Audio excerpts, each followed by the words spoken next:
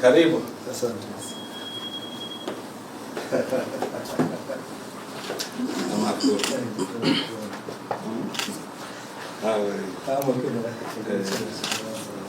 Tuvuye mu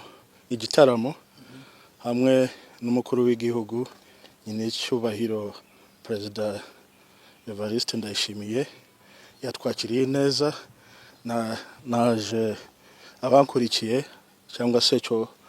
kwita delegation nazanye delegation nabagwiza tunga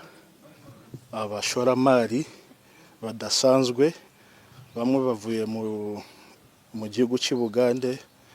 abandi Tanzania hari n'abavuye i Burayi na cyane igihugu cyitwa Latvia bakeneye kuza amahera yabo bakainvesta muri Burundi muri umuriro energy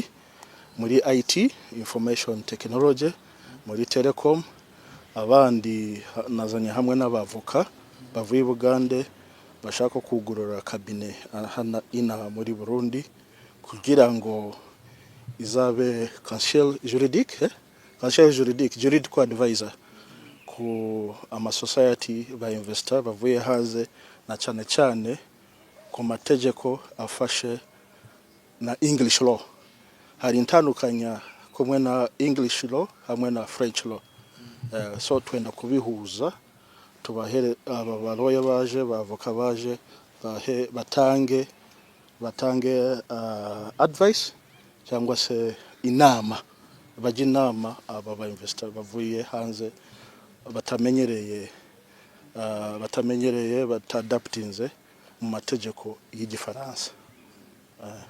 nibyo rero twaganiriye yatwakiriye atubwira ko ari guverinoma imbyeyi yakira bose ikorera abanyagihugu hamwe n'ubwiyunge muri aka karere ka Afrika Mashariki cyangwa so kwita uburengerazuba wa Afrika.